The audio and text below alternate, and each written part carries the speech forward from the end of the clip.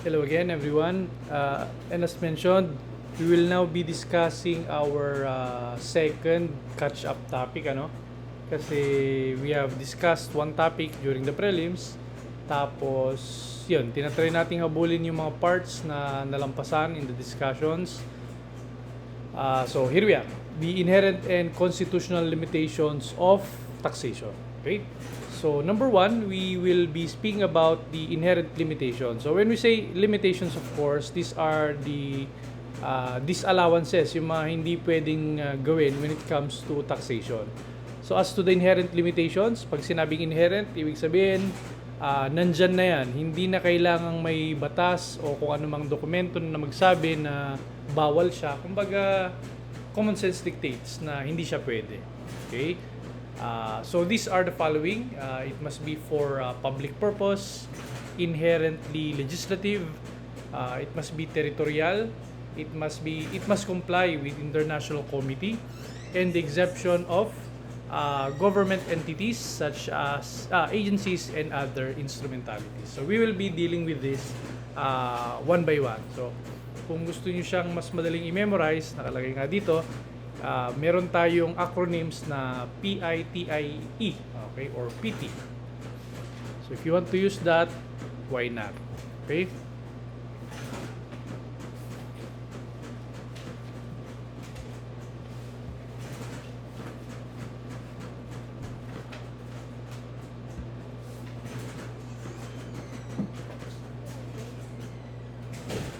Okay, so the first one is for a public purpose. So revenue measure must be laid for a public purpose. Ibig sabihin, dapat may kalalagyan siya for public use, for the benefit, welfare of the public. So it is the legislature who determines what is the so-called public purpose. Okay? So, paano ba natin malalaman na ang isang tax is for a public purpose? So we have two tests here. The first of which is the duty test. Ano ba itong duty test? So the duty test states that whether the thing to be threatened by the appropriation of public revenue is something which is the duty of the state as a government. Yan. Wala kasing straight cut na definition ang word na public purpose, kaya medyo may leeway tayo. Kaya ang gagawin para malaman kung public purpose ba siya o hindi is yun nga, kung yun bang gagawin, paggagamitan ng tax as collected is something that is the duty of the government. Trabaho ba ng gobyerno? Okay, yung gagawin, yung paglalagyan dun sa ating tawag dito, sa ating tax. Okay? So for example, a question may be, how about in the relocation of illegal settlers? Trabaho ba yan ng Trabaho ba yan ng government natin? Some might say no, but in actuality, it is. Okay, for the welfare of the people, yung mga illegal settlers, pwede silang bigyan ng relocation. Kahit yung mga mabababang low-cost housing na tinatawag. Okay? So next, we go to the promotion of general welfare test. Ano naman ito?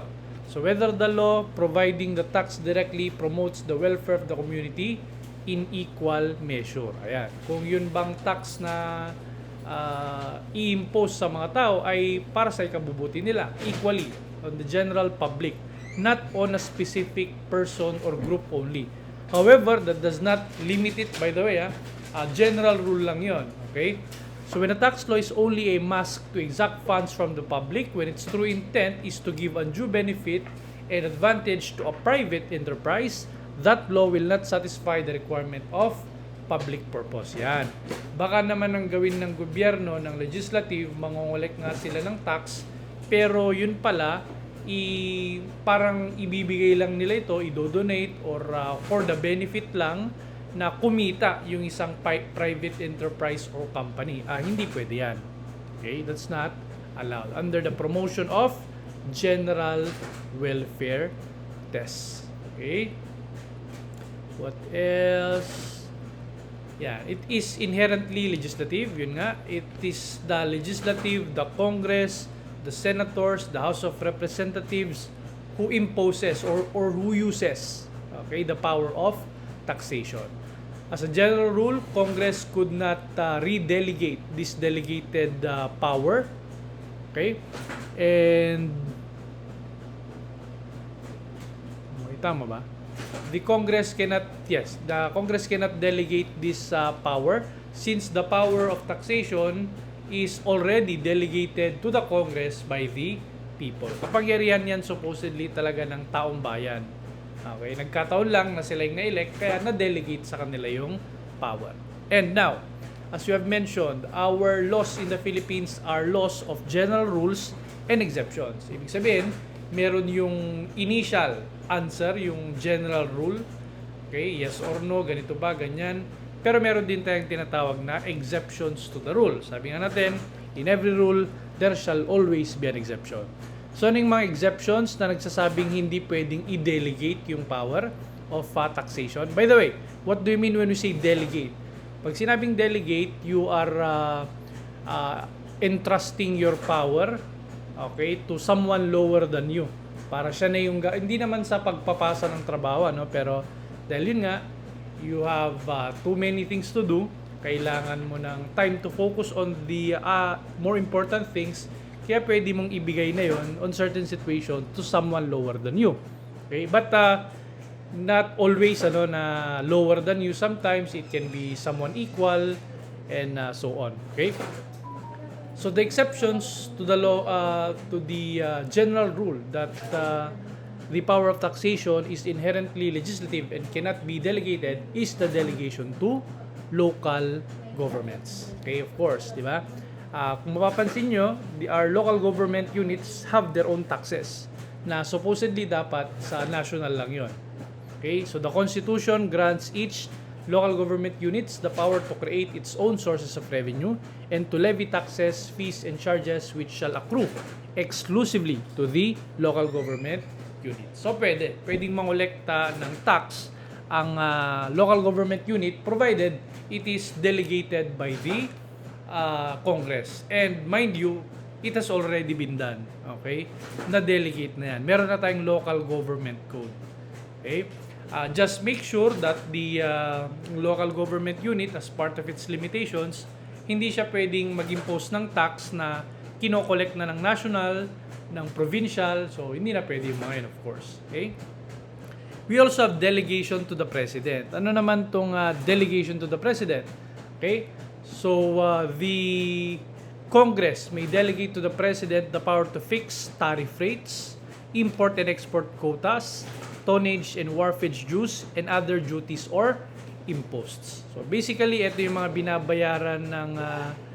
binabayaran ng ating mga importers, exporters. Yan. Anong nangyari? See. Just give me a few minutes at nalilito pa ako dito. 442. Okay, I think ito yung natapos natin, no? Ito. Dito na tayo sa part na ito. By the way, meron din naman pala kayong copy nito, just in case, correct? So, yan. So, we now go to delegation of, yung pangatlong exception, delegation of emergency powers to the President. So, aside from the delegation of the power to impose imported or export quotas, tariff dues, okay, or tariff rates, dues, and others, meron ding pwedeng i-delegate na legislative power to the President, and these are the so-called emergency powers. Okay? So, delegation to the President to enter into executive agreements, ratify treaties which may contain tax exemption provisions, subject to the concurrence by the majority members of the Congress in the ratification made by the President. Si President kasi, pwede siyang, yun nga, as our main political figure, pwede siyang negotiate, makipag-transact with other states. Okay? And in transacting with other states, there can be times na dahil sa transactions niya, para, let's say, for the business of the Philippines, for the benefit of the Filipino people, magkakaroon ng tax exemption yung ibang parties na kausap niya. Okay? And in such instances, pwede naman, pagbibigyan naman siya. Okay? Provided that there is concurrence by the majority members of the Congress. So, ibig sabihin, dapat sasang-ayon pa rin ang Congress. Okay? Next is the territorial limit. The power to tax is limited to the territorial jurisdiction of the state. Of course, hindi naman pwedeng itatax ng Philippines yung properties, yung mga tao sa ibang bansa. Diba? Kasi dapat doon lamang sa Pilipinas. Okay? International Committee. State must recognize the generally accepted tenets of international law, among which are the principles of sovereign equality among the states and of their freedom from suit without their consent, that limit the authority of a government to effectively impose taxes on sovereign state or instrumentalities, as well as on its property held and even activities undertaken in that capacity. Yan. So pag sinabing international committee, it's about respect. Okay, respect between states, countries, na yun nga, they cannot tax each other. They must provide the exemptions that are afforded, the immunities given to such members of state. So, yun yung tinatawag nating international committee. So, even when one enters the territory of another, there is an implied understanding that the former does not thereby submit itself to the authority and jurisdiction of the latter. So, hindi ibig sabihin, pumasok yung isang representative ng isang bansa sa Pilipinas, automatic ay under na siya ng Philippine laws. Parang ganon. Kasi, yan, according to international laws, may mga exceptions yung mga yan. Okay, to be honest, no?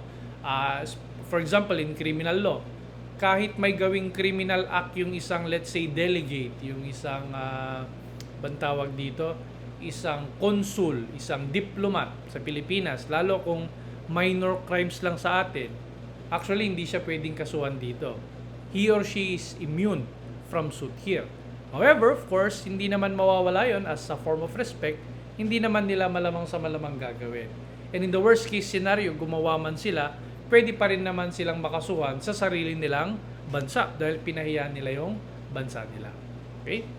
What else? Exemption of governmental entities, agencies, and instrumentalities. Okay?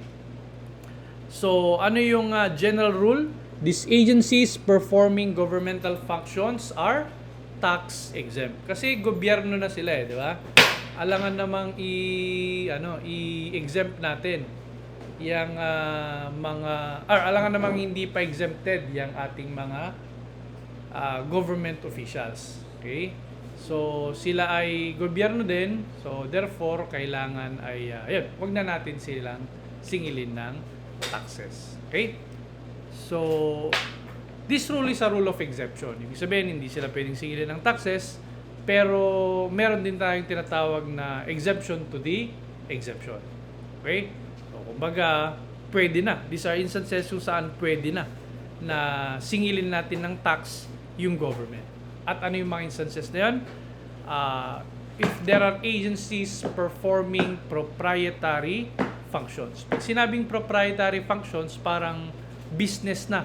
Yung business side ng government. Pwedeng i-tax yun. Okay? Kung may pinagkakakitaan yung government sa form of business, pwedeng i-tax yun. Okay? What else?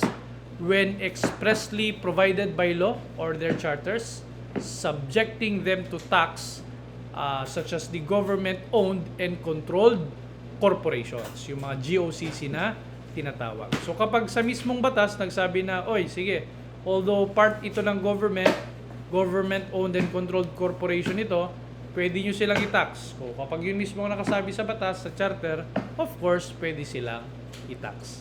Okay?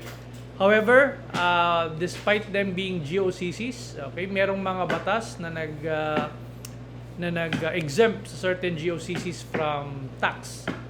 Okay? And these are the GSIS or the Government Service Insurance System, the SSS, Social Security System, the Philippine Health Insurance Corporation or the PHIC, and the local water districts. Okay? Plus the Home Development Mutual Fund or the HDMF exempt under the CREATE law. Okay? What else? Yeah. Ano yung mga natanggal na? Yung mga dating exempted na bang tawag dito? Ngayon ay hindi na. we have PCSO. Dati exempted ang Philippine Charity Sweepstakes Office from tax. Ngayon, nagbabayad na sila. Okay? Yung PAGCOR, okay? Tanggal na rin ang kanilang income tax exemption. Yung ano kasi yung PAGCOR? Philippine Amusement Games. Hindi ko na masyadong maalala yung meaning niya, but madali lang naman i-search yan. Okay? What else? Pero when it comes to PAGCOR, yung income tax lang yung natanggal yung exemption nila. Pagdating sa VAT, they are still exempted from VAT. Okay, the PAL or the Philippine Airlines. Okay, their exemption was already removed. Okay, what else?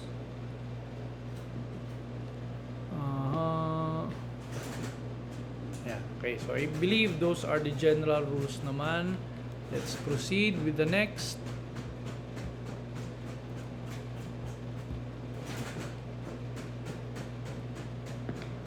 Okay, so we now go to the constitutional limitations. Dali lang, ha?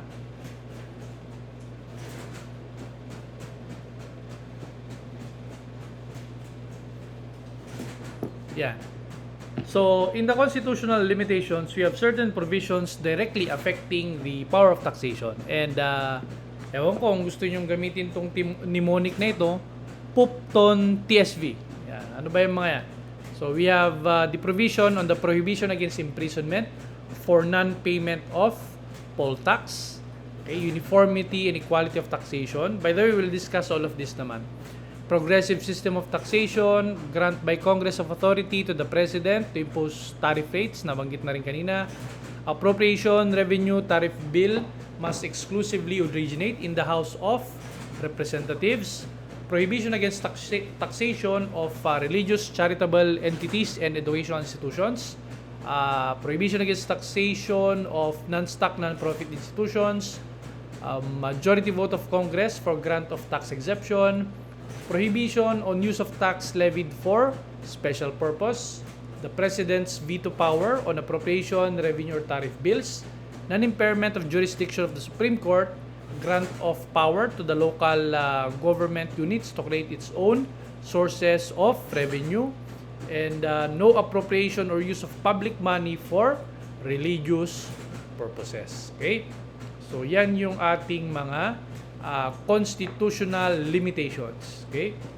So, una, dun tayo sa prohibition against imprisonment for non-payment of poll tax. Okay? So, ano ba naman? Ano yan? Okay?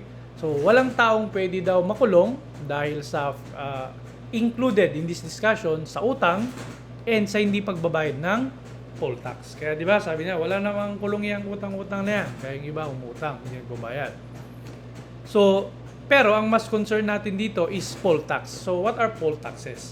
So a poll tax is a tax of fixed amount on individuals residing within a specified territory, whether citizens or not, without regard to their property. So a poll tax, yan daw yung tax na binabayaran natin, fixed amount yan, hindi yan nag-a-adjust sa mga tao na nakatira sa isang lugar, mapa-citizens man sila o hindi, at wala ring pakialam kung mayaman ba sila, may property ba sila, or what not. Okay? So, kapag ganyang klase lang ng tax yung hindi mo binayaran, hindi ka pwedeng ikulong. Okay? Because it is not mandatory and merely permissive. Okay? Take note, again, however, I believe na-mention ko na sa inyo to, this only applies to poll taxes. Pag ang hindi mo binayaran is other form of taxes such as income, VAT, and others, ayan na, pwede kang makulong. Okay? Next, uniformity and equality of taxation. So, the rule of taxation shall be uniform and equitable. Okay? Uniformity means that all taxable articles or kinds of property of the same classes shall be taxed at the same rate. So, kapag magkakaparehas lang yung bagay na tinatax natin, for example, property, so parehas lang dapat yung tax rate nila. Di ba? A tax is uniform when it operates with the same force and effect in every place where the subject of it is found. So, saan man daw natin makita yung property na yon, dapat same lang yung kanyang tax rate para matawag natin siyang uniform. Okay? However, this does not limit the Congress from creating classifications na sabi niya iba ito, iba yan, pwede yun, basta ma-justify niya, kumbaga. Such as in cases of local tax on tenement houses. So, hindi kapag, for example, yun nga, naglagay ng tax sa tenement houses, tapos sa ibang klase ng building, hindi nagbigay ng tax, wala namang problema doon. Basta ma-provide ng Congress, ng local government unit, kung anong pinagkaiba ng tenement house from other classes of buildings. Okay? Another example, yung mga taxation o taxes natin sa mga cinemas, theaters, vaudeville companies are basically the same with theaters pero mas focus sila sa comedy shows, ganyan, theatrical shows, and even boxing exhibitions. For example, tinax yung mga lugar na yon. Okay? Pero yung mga racetracks, cockpits, and other places of amusement, hindi tinax. Pwede ba yon? Pwede. Okay? Basta ma-differentiate nila. Okay? Such as, for example, sa mga cinema theaters, di ba? Kaya tayo pumupunta dyan para manood. Like in racetracks, cockpits, di ba? Parang ang pinupunta natin dyan is for let's say controlled gambling, di ba? So may mga pagkakaiba sila. So long as the Congress, the legislative body, whether national or local, can cite the difference, then that would be accepted. Okay, yan, yun. Pwede silang sabi nga dito, the Congress has the power to classify, okay, the subjects of taxation. Okay? So now we have the terms uniformity, equitability, and equality. So when we say uniformity, all taxable property shall be alike to be subjected to tax. Yeah. So of course, yun nga, once a property is taxable, okay, lahat ng kaparehas niya dapat matatax din. Pag sinabing equitability naman, is the burden of taxation falls to those better able to pay. Diba? Parang ability to pay doctrine. And parang yung na-mention ko na sa inyo. When we say equitable, diba? Yung binibigay natin what is due, okay, to the person. Parang yung, if you can imagine, again, di ko maalala kung nakwento ko na sa inyo, yung 3 tao na nanonood sa isang palabas, sa isang soccer game, kung saan merong wall in between them and the game. So yung isa doon maliit, yung isa katamtaman, yung isa matangkad. Okay, kung gagamitin natin yung equality, bibigyan lamang natin sila ng pare-parehas na sukat ng tapakan, patungan, para makita yung game, di ba? Pero hindi ibig sabihin nun na makikita na nung maliit, kasi maliit nga siya. Buti yung malaki, kahit konting patungan lang, makikita niya na. Okay? So yun yung equality, basta pare-parehas sila. Bigyan mo silang tigli 5 piso, tapos na. Parang gano'n. Pero pag sinabi nating equitability, okay, giving what is due or what is needed. Okay? For example, yung maliit, bigyan mo ng malaking patungan. Yung katamtaman lang. Yung malaki, kahit maliit na patungan lang or kahit wala lang ang patungan. Di ba? So, parang sa ano rin yan, di ba? Parang sa pamilya natin. Kung papansinin nyo, kung may mga kapatid kayo, tito, tita, yung medyo hirap na sibling, kapatid, siya yung talagang inaalagaan ng magulang, di ba? Yung mga medyo kaya na kapatid, sila yung pinapabayaan na. And that's okay. That's equitability, di ba? Dapat hindi na natin pagsilosan yung mga ganon. Okay? Equality naman, when the burden of the tax falls equally and impartially upon all persons and property subject to it. Yun nga, walang mahirap, walang mayaman, pare-parehas kayong magbabayad ng ganitong tax. Lahat kayo magbabayad ng, let's say, yun nga, ang kita ng isa 1,000, ang kita ng isa 100, pare-parehas kayo ang babayaran nyo 10 piso. Equality yun. Okay? What else? Okay. Next is the progressive system of taxation. So the Congress shall evolve a progressive system of taxation. Ano bang ibig sabihin ng progressivity? I believe na-discuss na natin ito dati. Tax rate increases as the tax base increases. So, tumataas yung tax mo habang tumataas naman yung sahod mo. Di ba? Hindi naman pwedeng mataas lang yung tax mo, mababa yung sahod mo. So, ganun yung pagiging progressive. So, kung mataas yung tax mo, huwag kang magreklamo. Ibig sabihin nun, mataas yung income mo. Mataas yung kita mo, sahod mo. Okay? It is mandated by our constitution, of course. Our income tax system is a good example of this progressive taxation. Yun nga. Kung hindi ako nagkakamali, kung hindi pa napapalitan, mga 20,000 monthly ang sahod ay exempted from taxation. Habang tumataas yung sahod mo, tumataas din yung tax mo. Okay? What else yan? It's based on the principle of the taxpayer's ability to pay. Okay? What else? The Constitution does not directly or does not really prohibit indirect taxes. Diba? Parang yung VAT. Dahil regressive daw yung mga yan. Hindi daw sila progressive. However, ang sabi ng Congress or ng Constitution for that matter is, kumbaga, mas maganda kung direct taxes ang gagamitin natin kasi progressive nga yun. As much as possible, iwasan natin yung indirect taxes but not totally prohibited. Okay? Next, appropriation revenue tariff bill must exclusively originate in the House of Representatives. So, totoo naman ito. Basta ang usapan ay pera, taxes, dapat nag-uumpisa yan sa House of Representatives, hindi sa Senado. Si Senate pwede lamang mag-propose ng sarili niya after the House of Representatives or kung meron siyang pwede siyang sumang-ayon o kaya naman kung may mga amendments or mga edits na gusto niyang i-suggest. Okay? Yan. What else? We now go to the next one.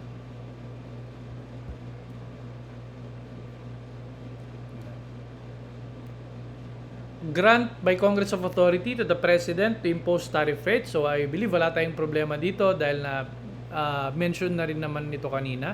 Ang bago lang dito, the requisites of a valid imposition of tariff rates by the President. Ang ating mnemonics ay DCF.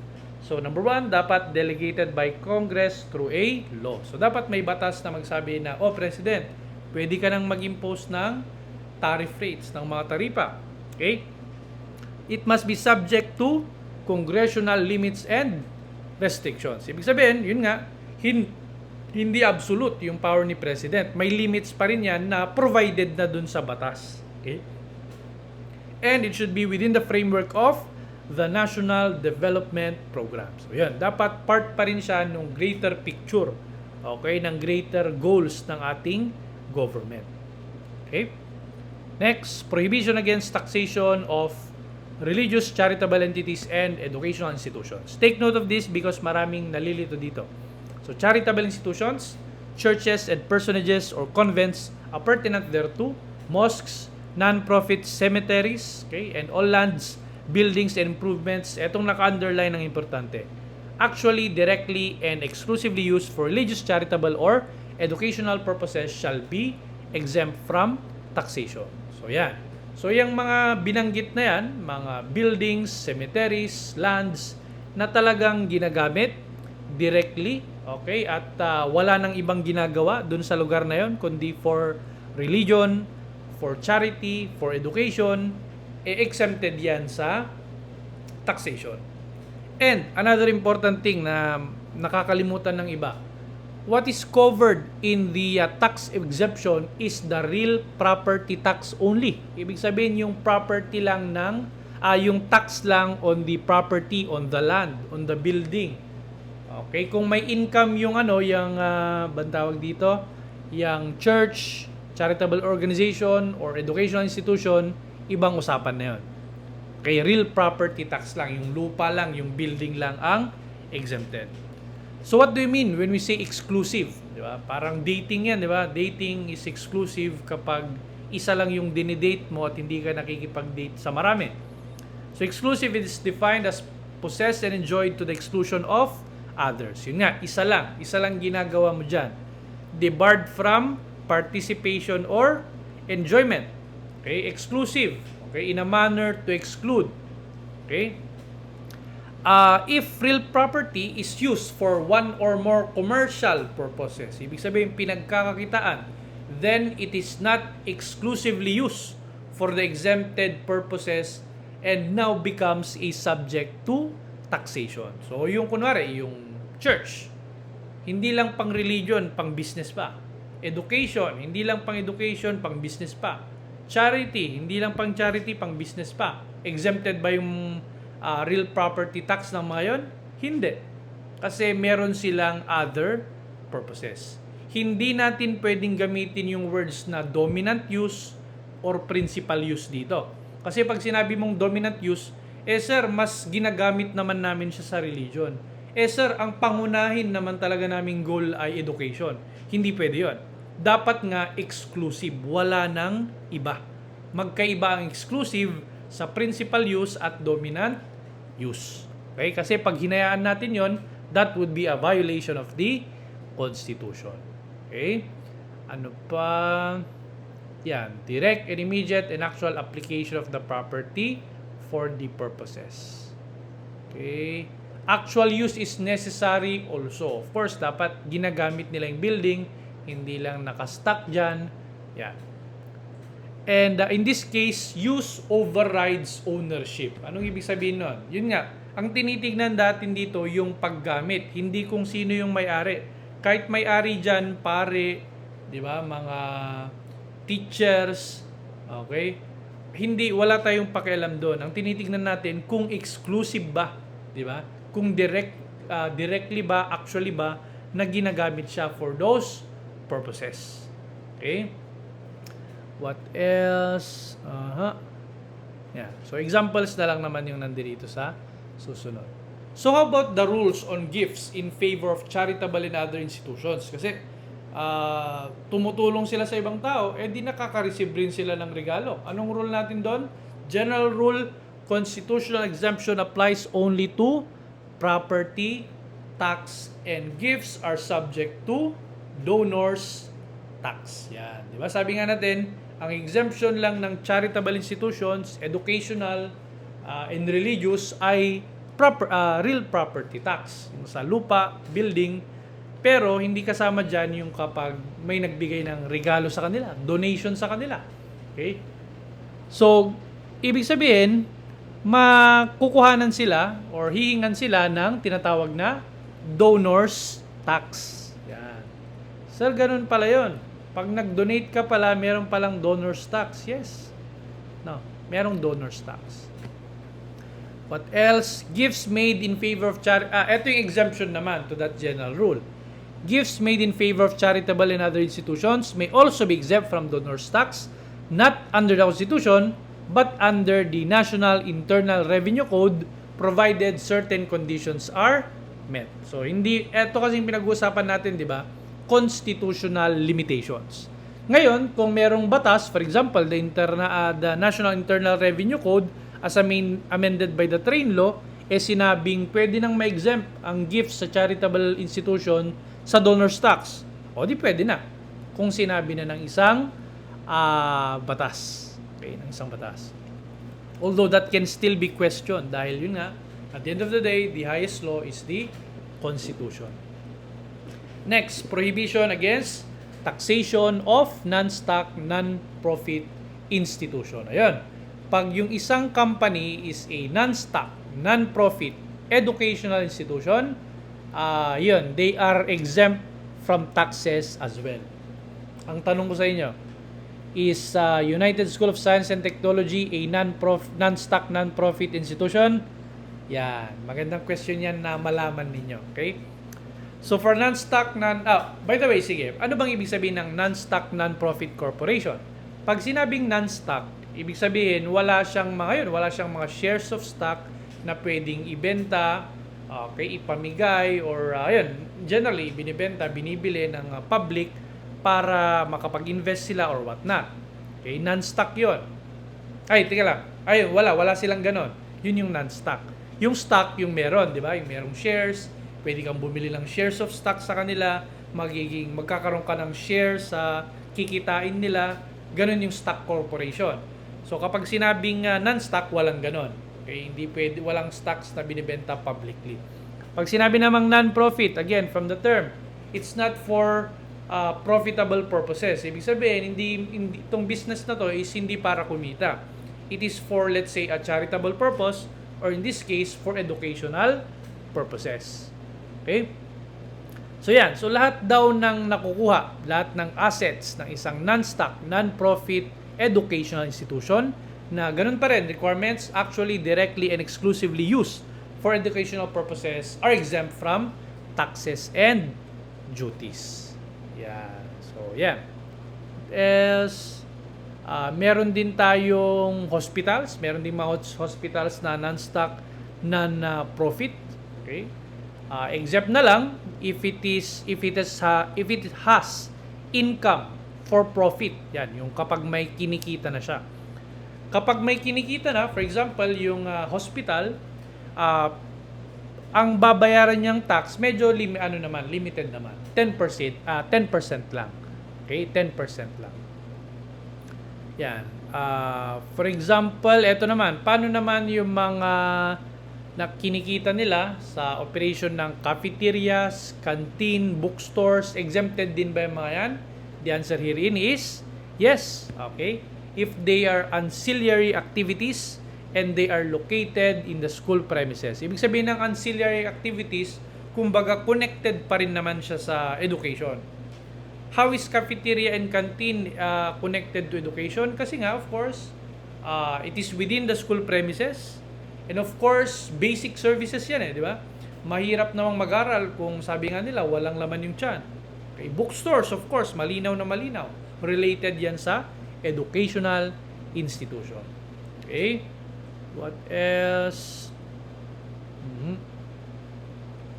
Yan. However, pag may income na derived from unrelated trade, business, or activity, yung medyo malayo na talaga, okay, sa education at hindi naman yun nga ginagamit for educational purposes, ayun na. Magbabayad na ng tax for 10%. Okay. What else? Okay.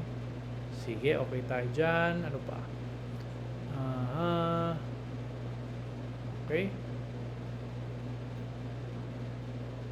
Sige. So, yan. Believe yun lang naman yung important points doon. Next.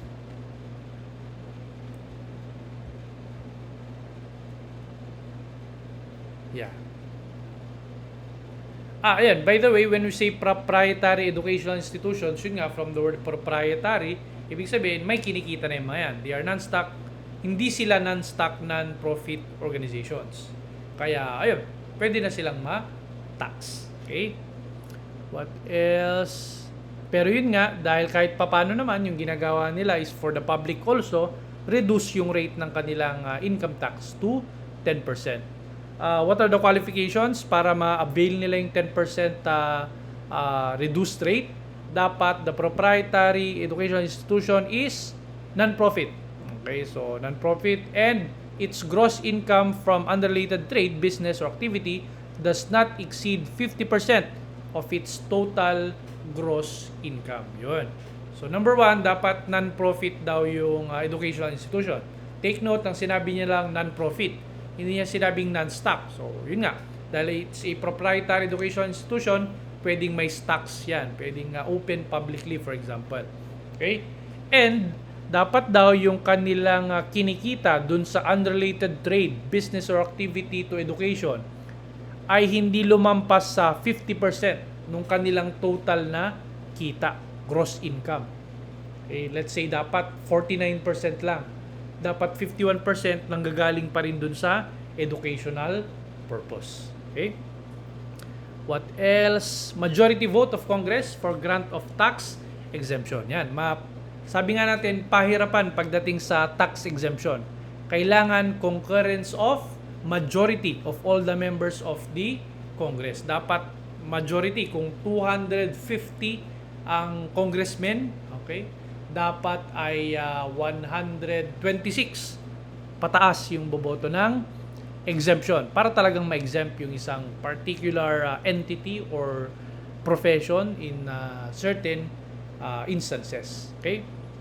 So what is the reason for this rule? To prevent indiscriminate grant of tax exemption. Yun. Kasi kung wala tayo yung super majority dito, or absolute majority, kumbaga, sige, basta na lang magbibigay ng tax exemption. Na although maraming matutuwa, yung mga botante matutuwa, pero wala namang kikitain ang gobyerno. So in granting tax exemptions, an absolute majority of the members of the Congress is required. So when you say absolute majority, yun nga, kung 250 ang congressmen, dapat yung majority ng 250, which is 126.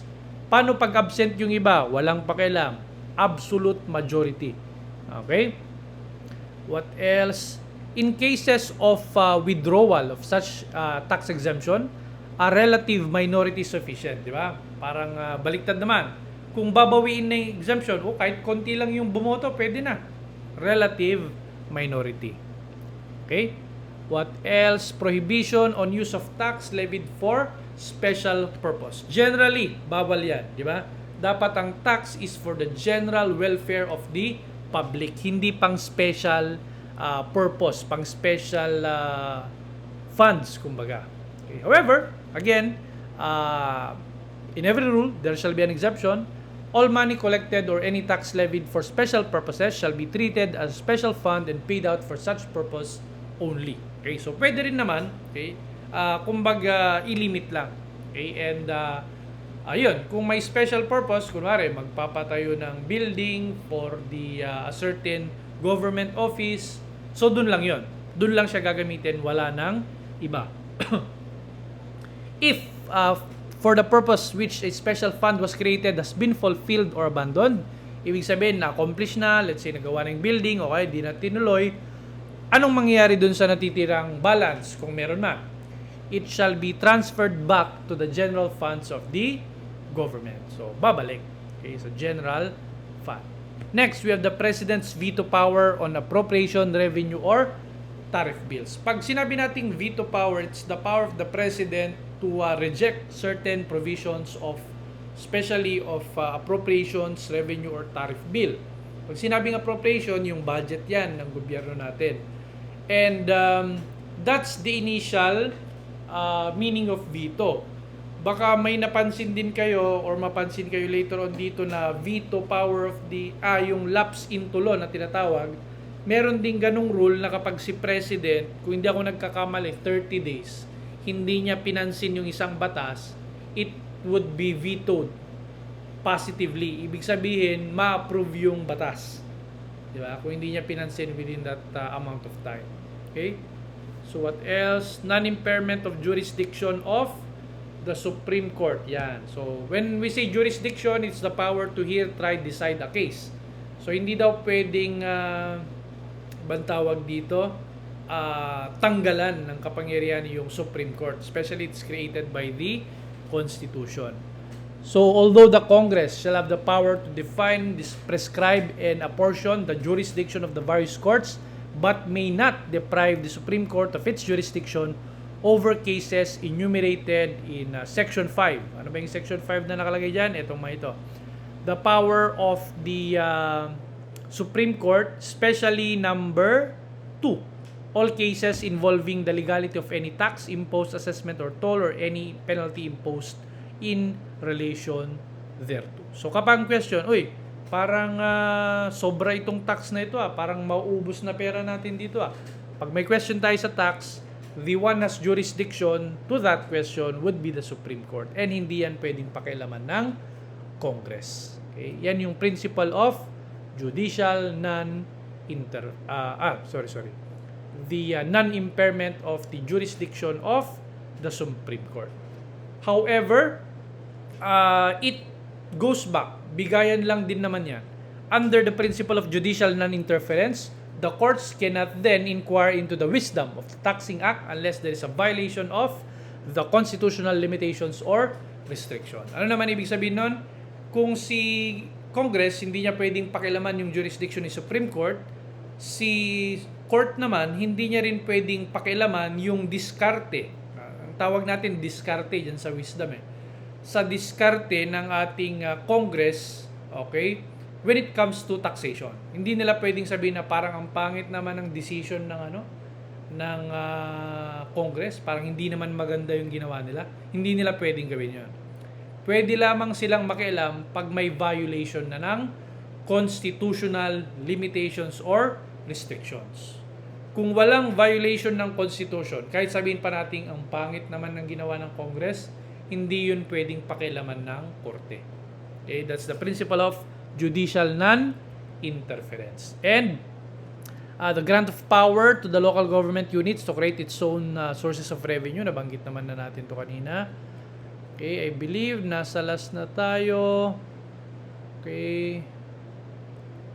No appropriation or use of a public money for religious purposes. Again, bantawag dito, separation of church and state. Diba? Hindi natin pwedeng gumamit ng pondo for religious organizations, even religious persons. Hindi natin sila pwedeng bayaran.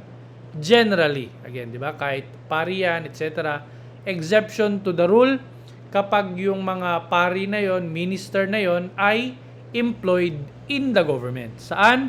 Sa armed forces, sa kulungan, sa ampunan, leprosarium, yung mga may sakit ng leprosy or ketong, dati uso pa kasi yun eh. Yan. So kapag ganon, pwede silang bayaran syempre kasi nagtatrabaho naman sila dun eh. Okay? So that's it when it comes to the constitutional and inherent limitations. Ito, konti lang din tong letter C, tapusin na rin natin para makadalawa man lang. Requisites of a valid tax, so mnemonics, pulo. Okay? It must be again for a public purpose. Nabanggit na, na-discuss na natin yung kanina. It must be uniform. Okay? Mukhang repetition lang din ng mga karamihan ng nabanggit natin, di ba? It applies equally, equitably to everyone. Okay? The party being taxed must be within the jurisdiction or the territorial jurisdiction of the taxing authority. Nasa lugar siya kung saan may authority yung taxing authority, whether the state, the LGU, or whatnot.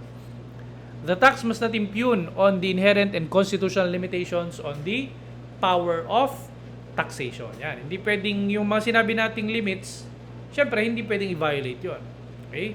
Ano pa? Assessment and collection of certain kinds of taxes guarantee against injustice to individuals, especially by providing notice and opportunity for hearing. Yan. So dapat yung mga tax laws natin ay hindi niya ma-violate yung rights ng lahat.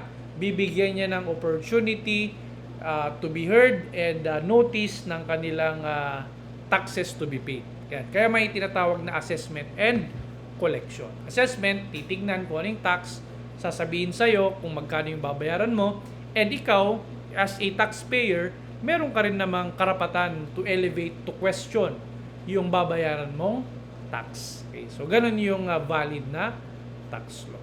Okay? So, ganun na lang muna. We'll discuss later on the others, tax as distinguished from other forms of exactions, and the other topics nga na skip. Kung yung iba man dito ay na-discuss na, di parang ang ano na lang natin, it's a form of review. Okay? So, yun lang. Thank you very much and goodbye.